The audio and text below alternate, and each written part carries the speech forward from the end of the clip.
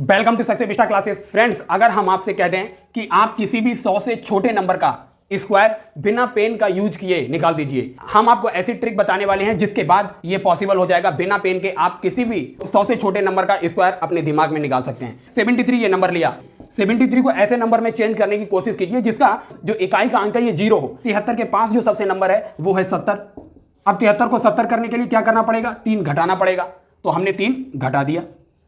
अब जब हमने 3 घटाया तो इसमें हमें 3 जोड़ना भी पड़ेगा, तो हमने 3 इसमें जोड़ दिया। 73 में 3 जोड़ेंगे 76। 70 को 76 से गुणा करना बहुत आसान है क्योंकि इस 0 का तो गुणा आपको करना ही नहीं है, केवल 7 का गुणा करना है। ये आपको माइंड में कर लेंगे। 7 छक्का 42, 7 सत्ते 49 और 4 53, 532, पीछे 0 लगाया, ये 0 लगा दिए। 53 भी ये दिमाग में कर लेंगे। अब आपको क्या करना है? जो आपने 3 घटाया था, 3 जोड़ा था, इसका मतलब आपको 3 का स्क्वायर करना है। 3 त्रिका 9 हो गया, बस 9 इसमें जोड़ दीजिए तो 5329 जो है हमारे 73 का स्क्वायर आ गया। लेक्चर और एलिगेशन से संबंधित ये क्वेश्चन लेकर आए हुए हैं। इस टाइप के क्वेश्चंस को आप विद इन 2 सेकंड सॉल्व कर सकते हैं। आइए देखते हैं। एक बर्तन में 40 लीटर दूध है। बर्तन में से 4 लीटर दूध निकालकर 4 लीटर पानी मिला दिया जाता है। इस प्रक्रिया को 3 बार दोहराया जाता है। तो अब बर्तन में दूध कितना बचा हुआ है आपको निकालना है। तो सबसे पहले दूध कितना है? 40 लीटर। तो 40 लीटर दूध ले लीजिए, इसका गुणा कीजिए किससे? 1 माइनस दूध कितना निकाला जा रहा है? 4 लीटर दूध निकाला जा रहा है। बर्तन में दूध की क्वांटिटी कितनी है? 40 लीटर है। और इस प्रक्रिया को कितनी बार दोहराया जा रहा है? 3 बार दोहराया जा रहा है। तो बस इसी से आपका आंसर निकल आएगा। ये 4 धाम 40 हो जाएगा। ये आएगा 9/10 गुणा 9/10। ये कैंसिल आउट हो गया। 2 दूनी 4, 29.16 लीटर आएगा। इतना दूध अभी बचा हुआ है बर्तन में। पाइप एंड सिस्टम से क्वेश्चन लेकर आए हुए हैं। इतना लंबा चौड़ा क्वेश्चन और 1 सेकंड में आंसर। आइए देखते हैं कैसे। जब दोनों पाइप ए और बी को एक साथ ओपन किया जाता है तो ये टैंक दिया हुआ है T मिनट में भरता है, और जब केवल ए को ओपन किया जाता है तो ये T मिनट से 4 मिनट ज़्यादा लेता है, और वहीं जब बी केवल ओपन किया जाता है तो T मिनट से 64 मिनट ज़्यादा लेता है। तो अब पूछ रहा है ये T की वैल्यू क्या होगी। तो इस टाइप के क्वेश्चन को आपको कुछ नहीं करना है। T = √A जितना ज़्यादा टाइम ले रहा है 4 मल्टीप्लाई B जितना ज़्यादा टाइम ले रहा है उसका मल्टीप्लाई कर दो, तो ये आंसर आ जाएगा 16 मिनट। दोनों टैब एक साथ ओपन करने पे 16 मिनट में भर जाता है टैंक। आज हम प्रॉफिट एंड लॉस की जबरदस्त ट्रिक लेके आए हुए हैं। ये आपके एग्जाम्स में क्वेश्चन पूछे जाते हैं। जैसा ये क्वेश्चन है, किसी वस्तु का मूल्य अगर बाजार में 15% गिर जाता है लेकिन उस वस्तु की डिमांड जो होती है 20% बढ़ जाती है, तो आपको बताना है आपको कुल लाभ या हानि उस वस्तु पर क्या होगी। तो लाभ अथवा हानि निकालने के लिए मान लीजिए उस वस्तु का मूल्य A था, A% से गिर गया और उस वस्तु की डिमांड B% से बढ़ गई, तो कुल लाभ अथवा हानि जो होगी A + B + A × B/100 होगी।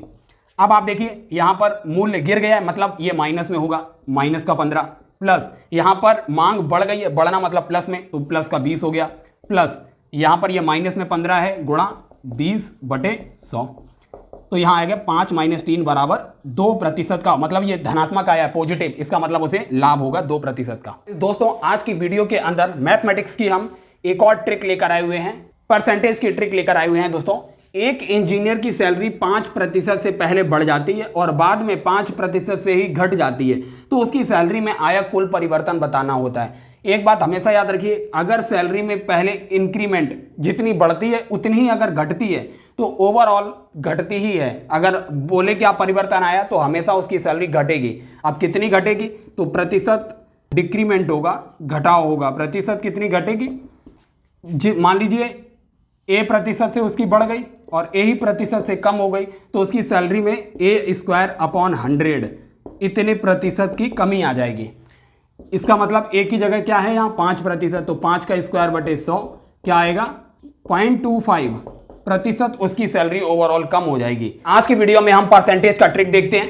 क्लास 10th के 20% छात्र इतिहास में फेल हो गए और 15% छात्र हिंदी में फेल हो गए, जबकि 5% छात्र ऐसे थे जो दोनों विषय में फेल हो गए। तो आपको बताना है कुल ऐसे कितने प्रतिशत विद्यार्थी थे जो दोनों विषयों में पास हो गए। और दूसरा प्रश्न है, किसी एक विषय में फेल होने वाले विद्यार्थियों का प्रतिशत क्या है। सबसे पहले हम एक विषय में फेल होने वाले विद्यार्थियों का प्रतिशत निकाल लेते हैं। इतिहास में 20%, 15% हिंदी में, अब आपको माइनस करना है जो दोनों विषयों में फेल हो गए, -5।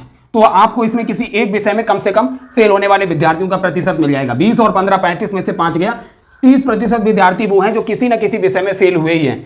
अब आपको निकालना है दोनों विषयों में पास विद्यार्थियों की संख्या। तो बताइए 100% विद्यार्थी हैं, उसमें से 30% विद्यार्थी किसी न किसी विषय में फेल हुए हैं, तो दोनों विषयों में पास होने वाले विद्यार्थियों की संख्या क्या होगी? ये 30 माइनस कर दीजिए, 70% विद्यार्थी जो होंगे वो पास हुए हैं दोनों विषयों में। ट्रेन से रिलेटेड प्रॉब्लम लेके आए हैं। 2 ट्रेनें हैं, एक ट्रेन है ए, दूसरी ट्रेन है बी। ए ट्रेन चलती है मुंबई से दिल्ली की ओर और बी ट्रेन चलती है दिल्ली से मुंबई की ओर। जब ये दोनों ट्रेनें यहां पर आकर मिलती हैं तो टाइम दिया हुआ है कि जो ए ट्रेन है यहां से दिल्ली पहुंचने में 16 घंटे लेती है और वहीं जो बी ट्रेन है यहां से मुंबई पहुंचने में 4 घंटे लेती है।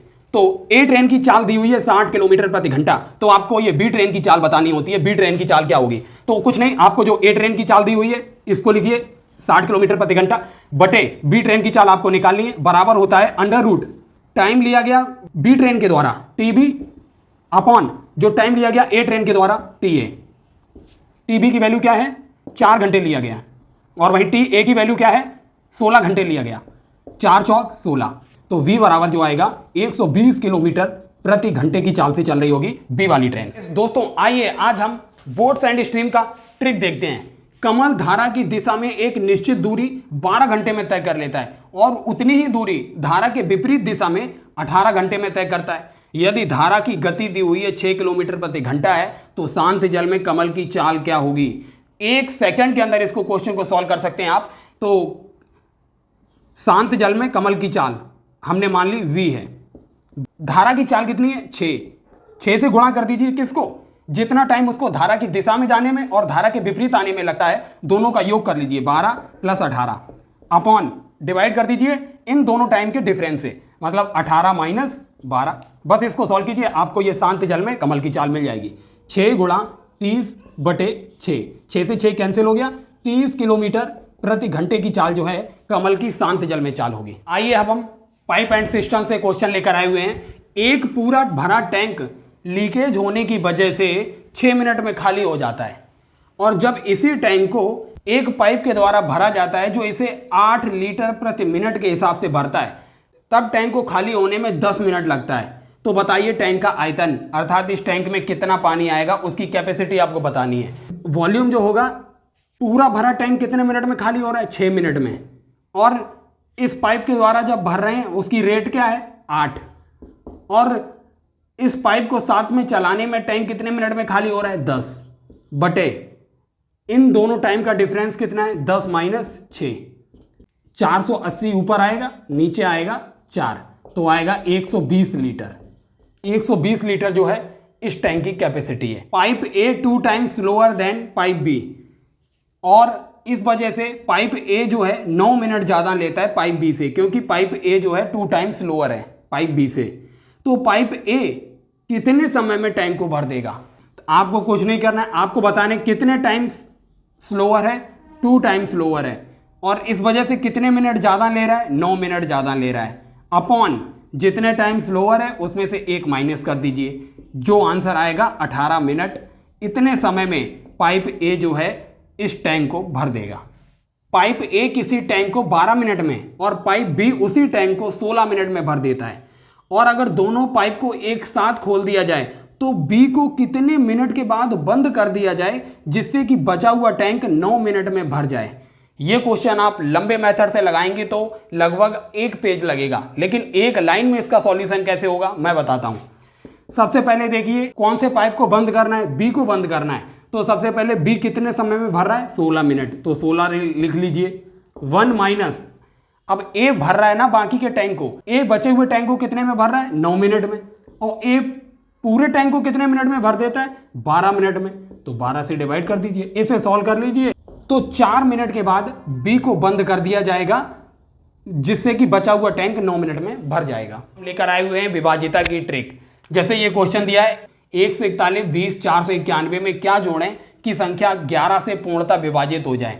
तो आपको क्या करना है, इस संख्या को लिखा तो ये जो विषम स्थान के प्लेस हैं 1, 1, 0, 9 इनको जोड़िए और जो सम स्थान पे दिए गए हैं संख्याएं इनको जोड़िए और दोनों का जोड़ निकालिए। 1 और 1 2, 2 और 9 11 आएगा, और इनका सम निकालिए 4 2 6 4 10 और 1 11 आएगा। अब अगर इन दोनों का डिफरेंस अंतर अगर या तो 0 आए या ऐसी संख्या है जो 11 से विभाजित हो जाए, तो ये दी हुई संख्या पूर्णतः 11 से विभाजित हो जाती है। यहाँ देखिए अंतर 11 में से 11 गया, 0 आया, इसका मतलब इसमें आपको 0 जोड़ना पड़ेगा और ये संख्या पूर्णतः 11 से विभाजित हो रही है। दोस्तों आपके एग्जाम में ये दो टाइप के क्वेश्चंस मिलते हैं। टाइप ए में है √7 √7 √7, ये इनफाइनाइट तक होता है। अगर ये इनफाइनाइट तक दिया हुआ है तो आप बता देते हैं इसका आंसर 7 ही आएगा।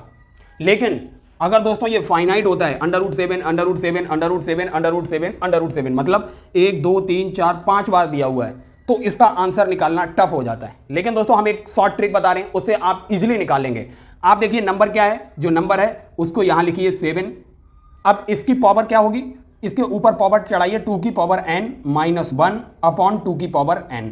जहां पर जो स्मॉल n है, ये कितनी बार 7 आया है वो है 1 2 3 4 5, n की वैल्यू 5 है, इसमें रख दीजिए, तो ये आएगा 31 अपॉन 32। 7 की पावर 31 अपॉन 32 इसका आंसर होगा। दोस्तों ये रेशियो का क्वेश्चन आपसे कई बार पूछा जाता है। इसमें A रेशियो B दिया होता है 3:2, B रेशियो C दिया होता है 2:5। आपको A अनुपात B अनुपात C निकालना होता है। दोस्तों इसका बहुत इजी ट्रिक है, आपको केवल रिवर्स n बनाना है। 3 का गुणा 2 से कीजिए, 2 का गुणा 2 से कीजिए और 2 का गुणा 5 से कीजिए। कहने का मतलब पहले दोनों न्यूमरेटर का गुणा कर लीजिए n1 n2, फिर n2 का गुणा पहले वाले के डिनोमिनेटर से कर दीजिए n2 d1, फिर इसके बाद दोनों डिनोमिनेटर का गुणा कीजिए d1 d2, आपको आंसर मिल जाएगा। 3 दूना 6 हो जाएगा, 2 दूना 4 हो जाएगा और 5 दूना 10 हो जाएगा। तो आपका 6:4:10 आंसर होगा। दोस्तों ये ट्रेन से रिलेटेड प्रॉब्लम आपसे कई बार पूछी जाती है। एक 250 मीटर लंबी ट्रेन है, 350 मीटर लंबे प्लेटफॉर्म को 50 सेकंड में पार कर लेती है। तो यही ट्रेन 230 मीटर लंबे प्लेटफॉर्म को कितने टाइम में पास करेगी? तो दोस्तों काफी इजी है। अगर दोस्तों चाल कांस्टेंट होती है तो दूरी जो है वो समय के समानुपाती होती है। तो वो देखिए यहाँ पर दूरी कितनी चलेगी, ट्रेन की लंबाई प्लस प्लेटफॉर्म की लंबाई, तो टोटल ये हो जाएगी 600 मीटर दूरी। 600 मीटर दूरी वो कितने समय में चल रही है? 50 सेकंड में। और यहाँ इस केस में कितनी हो जाएगी? ये हो जाएगी 480 मीटर। तो मान लीजिए ये t सेकंड में चलेगी। आपको क्या करना है, ये क्रॉस मल्टीप्लाई कर दीजिए, 50 का 480 से बराबर 600 का t से, बस आपको आंसर मिल जाएगा। 0 से 0 ये दोनों कैंसिल हो जाएंगे, तो t बराबर आएगा 6 8 48 8 5 40। 40 सेकंड में ये ट्रेन ये वाला प्लेटफॉर्म क्रॉस कर लेगी। दोस्तों एक ट्रेन जब बिना किसी स्टॉप के चलती है उसकी एवरेज चाल जो आती है वो 54 किलोमीटर प्रति घंटा आती है। लेकिन जब वही ट्रेन एक स्टॉपेज पर रुकती है और उसके बाद चलती है तो उसकी औसत चाल जो आती है वो 45 किलोमीटर प्रति घंटा आती है। तो दोस्तों पूछ रहा है वह जिस स्टॉप पे रुकी तो वह कितने समय के लिए वह स्टॉपेज पे रुकी। तो दोस्तों इस टाइप के क्वेश्चन को निकालने के लिए आपको वह टाइम पूछ रहा है कितनी देर रुकी, तो टाइम को निकालने के लिए आप देखिए दोनों के एवरेज स्पीड में कितना डिफरेंस है, 54 - 45 बटे बिना रुके कितनी चल रही है औसत चाल 54। बस इसे हल कीजिए आपको आंसर मिल जाएगा। ऊपर आएगा 9/54, तो ये आएगा 9 छक्का 54।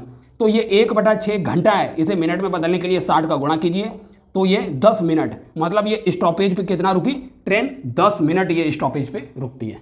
आइए दोस्तों ये एक लंबा चौड़ा क्वेश्चन कई बार आपसे पूछा जाता है कि दो व्यक्ति हैं, एक P और एक Q। P Q की ओर चलता है, Q P की ओर चलता है, और जब ये दोनों चलते हैं तो एक बिंदु R पर आकर मिल जाते हैं। R पर मिलने के बाद ये जो बची हुई दूरी है P जो है वो 9 घंटे में तय कर लेता है, वहीं Q जो है ये बची हुई दूरी 4 घंटे में तय कर लेता है। तो आपको P का स्पीड ऑफ P और स्पीड ऑफ Q का रेशियो पूछा जाता है कि इसका रेशियो क्या होगा। दोस्तों आपको पता है तो चाल बराबर क्या होता है, चाल बराबर दूरी बटे समय होता है। तो बस आप देखिए जो स्पीड ऑफ P होगी और स्पीड ऑफ Q का रेशियो जो होगा, तो Q को कितना टाइम लग रहा है दूरी कवर करने में 4, और P को कितना टाइम लग रहा है 9 घंटे। बस अंडर रूट से बाहर लाइए 2:3, तो P और Q की स्पीड का अनुपात 2:3 होगा। आइए दोस्तों ये क्वेश्चन आपसे कई बार एग्जाम में पूछा जाता है। एक पुलिसमैन एक चोर को 50 मीटर की दूरी पर देख लेता है और वह उसे पकड़ने के लिए 4 मीटर प्रति सेकंड के हिसाब से दौड़ता है। यदि चोर भी 2 मीटर प्रति सेकंड के हिसाब से दौड़े तो चोर को पुलिस कितनी दूरी पर जाकर पकड़ लेगी। दोस्तों ये क्वेश्चन आप 2 सेकंड के अंदर सॉल्व करेंगे तो आपको दूरी निकालना है। दूरी के लिए आपको सिंपल सा फॉर्मूला लगाना है। आपको क्या करना है, देखिए कितनी दूरी पर देखा था पुलिसमैन ने, 50 मीटर दूरी पे देखा था। आप इसको केवल गुणा कर दीजिए चोर की गति क्या है 2 बटे इन दोनों की गति का अंतर कितना है। देखिए पुलिसमैन 4 से दौड़ रहा है और चोर 2 से दौड़ रहा है। बस इसे सॉल्व कीजिए, आपको डिस्टेंस मिल जाएगी 50 गुणा 2/2 अर्थात 50 मीटर की दूरी पे जाके पुलिसमैन इस चोर को पकड़ लेगा। दोस्तों कई बार आपने सुना होगा कि इस क्षेत्र में वर्षा 50 सेंटीमीटर हुई, कहीं वर्षा 150 सेंटीमीटर हुई, कहीं 200 सेंटीमीटर हुई। तो ये बरसात को मापते कैसे हैं, आइए वह बताते हैं। सबसे पहले क्या होता है, एक खोखला बेलन ले लिया जाता है, बेलन, इसके अंदर एक बोतल रखी जाती है, ये बोतल। अब बोतल में पानी पहुंच जाए इसके लिए एक कीप लगा के रखते हैं और इस कीप के मुहाने के द्वारा बरसात का जल इस बोतल में जाता है। अब आप दोस्तों क्या देखेंगे, और इस वर्षा मापी को खुले मैदान में रख दिया जाता है जहां वर्षा हो रही होती है। इस कीप के द्वारा आप देखेंगे बरसात का जल इस बोतल में इकट्ठा हो जाता है। अगर मान लीजिए इसकी एक पार्टिकुलर डिस्टेंस तक ये बोतल भर जाती है तो हमारे पास जो स्केल होती है उस स्केल से ये ऊंचाई माप लेते हैं। मान लीजिए ये 50 सेंटीमीटर तक ये बोतल भर गई तो हम डिक्लेयर कर देंगे कि इस वाले रीजन में बरसात जो हुई है वो 50 सेंटीमीटर वर्षा हुई है। तो दोस्तों ये तरीका है बरसात को मापने का। दोस्तों किसी काम को x और y मिलकर करने में जितना समय लेते हैं, x अकेला उनसे 9 दिन ज़्यादा ले लेता है, वहीं y जो है उसी काम के लिए x और y दोनों जितने समय में पूरा करते हैं उनसे 16 दिन ज़्यादा ले लेता है समय। तो बताना है x और y दोनों मिलकर उस काम को कितने दिन में ख़त्म कर देंगे। x और y दोनों मिलकर उस काम को, देखिए x कितना दिन ज़्यादा ले रहा है, 9 दिन ज़्यादा ले रहा है, y कितने दिन ज़्यादा ले रहा है, 16 दिन ज़्यादा ले रहा है। तो ये आंसर आएगा 144 अंडर रूट में, मतलब x और y इसी काम के लिए 12 दिन ले रहे होंगे। दोस्तों जब ये क्वेश्चन हम सॉल्व करेंगे तो इजी लगेगा, लेकिन जब यही क्वेश्चन एग्जाम में आएगा तो पसीने छुड़ा देगा। ए और बी दो पाइप किसी टैंक को टी समय में भर देते हैं और जबकि ए अकेला उसी टैंक को जो टी समय लग रहा है इससे 4 मिनट ज़्यादा ले लेता है और बी अकेला इस टी समय से 64 मिनट ज़्यादा ले लेता है। तो आपको इस टी की वैल्यू बताना है कि ए और बी मिलके उस टैंक को कितने समय में भर रहे होते हैं। तो आपको कुछ नहीं करना है, ए जितना समय ज़्यादा ले रहा है 4 मिनट गुणा बी जितना समय ज़्यादा ले रहा है 64, बस इसको अंडर रूट के अंदर गुणा कीजिए तो ये आ जाएगा 2 गुणा 8, मतलब ए और बी दोनों मिलके 16 मिनट के अंदर ये टैंक भर दे रहे होंगे। आइए दोस्तों ये दो क्वेश्चन आपसे पूछे जाते हैं और आप कंफ्यूज हो जाते हैं। ए किसी टैंक को 18 घंटे में भरता है और बी उसी टैंक को 12 घंटे में भरता है। अगर दोनों एक साथ चला दिए जाएं तो कितने घंटे में भरेंगे, ये क्वेश्चन आपको पूछा है। तो ए प्लस बी दोनों कितने घंटे में भरेंगे, जितने घंटे में ए भर रहा है गुणा जितने घंटे में बी भर रहा है बटे ए प्लस बी। बस इसे हल कीजिए, आपको ए प्लस बी दोनों इतने घंटे में भर देंगे। वहीं आपसे दूसरे टाइप का क्वेश्चन होता है, ए किसी टैंक को 5 घंटे में भर देता है, वहीं बी इसी टैंक को 6 घंटे में खाली कर देता है। एक भर रहा है एक खाली कर रहा है और ए और बी मतलब दोनों पाइप अगर एक साथ खोल दिए जाएं तो टैंक कितने समय में भर जाएगा, एक भर रहा है एक खाली कर रहा है। तो आपको क्या करना है, जो भर रहा है उसका गुणा कीजिए जो खाली कर रहा है बटे 6 - 5 जितने में खाली हो रहा है माइनस जितने में भर रहा है। तो ये 5 छक्का 30 घंटे आ जाएगा, क्योंकि नीचे एक होगा। ये 30 घंटे लग जाएंगे जब दोनों पाइप भरने और खाली करने वाले एक साथ खोल दिए जाएंगे। दोस्तों ये दो क्वेश्चन आपसे पूछे जाते हैं, एक ही टाइप के क्वेश्चन है, दो तरीके से पूछे जाते हैं। ए किसी काम को 10 दिन में करता है और बी उसी काम को 12 दिन में कर लेता है। तो ए और बी दोनों मिलकर कितने समय में वह काम कर देंगे। वहीं आपको यहाँ ये दे दिया जाता है, ए और बी दोनों मिलकर 12 दिन में करते हैं, ए अकेला 18 दिन में करता है, तो बी अकेला कितने दिन में कर पाएगा। दोनों एक ही टाइप के क्वेश्चन है दोस्तों। आप देखेंगे ए किसी काम को 10 दिन में कर रहा है और बी 12 दिन में। तो आपको क्या करना है, दोनों मिलके कितने दिन में निपटाएंगे, 10 गुणा 12 कर दीजिए अपॉन 10 प्लस 12 कर दीजिए। तो ये हो जाएगा 10 गुणा 12 बटे 22 हो जाएगा। इतने दिन में ये खत्म कर देंगे काम। और यहाँ ए और बी दोनों को दिया हुआ है 12 दिन में करेंगे और ए अकेला 18 दिन में करेगा, तो बी कितने दिन में करेगा। यहाँ भी वही कीजिए, 12 का गुणा 18 से कर दीजिए। अब यहाँ पे नीचे प्लस नहीं करना है, यहाँ माइनस करना है, क्योंकि दोनों का दिया हुआ है 18 - 12। आप इसको हल करेंगे आपको आंसर मिल जाएगा। आइए दोस्तों ए से रिलेटेड ये प्रॉब्लम देखते हैं। करण की वर्तमान आयु 5 गुना है शिवम से। 10 वर्ष के पश्चात करण 3 गुना बड़ा होगा शिवम से। तो शिवम और करण की वर्तमान आयु बताना है। आपको कुछ नहीं करना है, एम एन और टी बिल्कुल अल्फाबेटिकल ऑर्डर में रख लीजिए। सबसे पहले देखिए करण कितना बड़ा है, 5 गुना बड़ा है, तो एम की वैल्यू 5। अब टाइम दिया 10 वर्ष के पश्चात, तो टी का वैल्यू 10 रख दीजिए। कितना गुना हो जाएगा, 3 गुना, तो 3 रख दीजिए। बस आपको एक फॉर्मूला याद रख लेना है, अगर आपको बड़े की आयु निकालना है तो टी गुणा n - 1 अपॉन m - n। एक फॉर्मूला ये याद रख लीजिए, अगर आपको बड़े की आयु निकालना है तो यहाँ पे m से मल्टीप्लाई कर दीजिए, और आपको छोटी की आयु निकालना है तो कुछ भी नहीं करना है, केवल यही formula t × n - 1 upon m - n रख देना। m की वैल्यू कितना है, यहाँ पे देखिए 5 है, t की वैल्यू 10 है, n - 1 मतलब 3 - 1 2 और बटे m - n कितना हो जाएगा, 5 - 3 2। तो 10 × 5 = 50, ये 2 से 2 कैंसिल हो गया। तो 50 वर्ष जो है वो करण है वर्तमान आयु, और शिवम की जो वर्तमान आयु जो होगी वो जो हो जाएगी, इसमें आप m को हटा लीजिए, m जो है 5 है तो उसकी आयु वर्तमान आयु 10 वर्ष हो जाएगी। आइए दोस्तों पार्टनरशिप का एक और क्वेश्चन देखते हैं। ए बी सी 3 व्यक्ति हैं जो अपने किसी धन को 5:6:8 के समय अनुपात में, ये टाइम का अनुपात दिया है, इतने टाइम अनुपात के लिए इन्वेस्ट करते हैं और 5:3:12 के अनुपात में उनको प्रॉफिट होता है, लाभ होता है। तो आपको बताना है जो उन्होंने ये धन इन्वेस्ट किया था वो किस अनुपात में किया था। तो दोस्तों आप देखिए उन्हें प्रॉफिट कितना हुआ है, प्रॉफिट हो रहा है 5:3:12 और ये उन्हें कितने टाइम में हो रहा है। तो ये जो दिया हुआ है ये वाला अनुपात कुछ नहीं करना, आपको डिवाइड कर देना है। 5 दिया है तो 5 से, और 6 को यहाँ रखिए, और 8 जो दिया हुआ है 8 को यहाँ रख दीजिए। बस यही आपको x1, x2 और x3 इन्वेस्टेड मनी का अनुपात है। इसको सॉल्व कर लेंगे आप। अगर न्यूमरेटर में 2 से गुणा करेंगे तो आपको अनुपात मिल जाएगा 2:3 गुणा 2 से 2 कैंसिल, 2 से 2 तो आएगा 2:1:3। ये जो है इन्वेस्टेड मनी का अनुपात था।